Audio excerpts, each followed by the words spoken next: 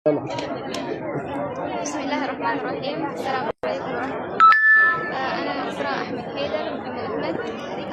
الحمد لله وبفضل الله السودانية دفعة المؤجلة 22-23 دفعة التحدي دفعة التميز زي ما تقول مديرتنا أستاذة رند الشيخ. بعد النجاح لأمي وأبوي والناس البيت ناس البيت كلهم أسرة المدرسة على رأسهم المديرة الفاضلة رند الشيخ، صحباتي كلهم ما قصروا والله، وكل الناس كانوا يعني داعمين لي شديد، دعوات تحفيز. الحمد لله. بسم الله الرحمن الرحيم. الحمد لله الذي بنعمته يتم الصالحات، والصلاة والسلام على المبعوث رحمة للعالمين سيدنا محمد وعلى آله وصحبه أجمعين.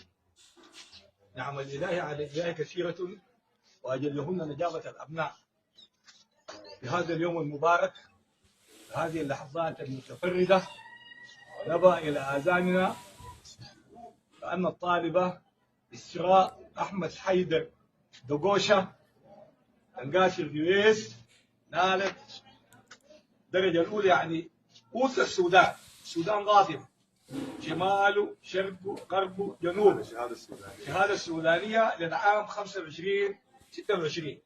طبعا ده الدفعة المؤجلة 23-24. والخبر ده يا جماعة خبر سار وخبر جميل وخبر يسلي الصدور. احنا ما سمعنا الخبر ده اللي زمان في السبعينات قالوا جعفر محمد مالك جايب اول السودان، لكن هذه اصلا ما تكررت الى اليوم. بحكم الشماليه جميعا ان تفتخر، لما حد يتبرر ان تفتخر، ولناس تنقاش الرياض بالذات افتخار كبير. اي والفضل ده كله يا جماعه ان هذا القران يهدي للتي هي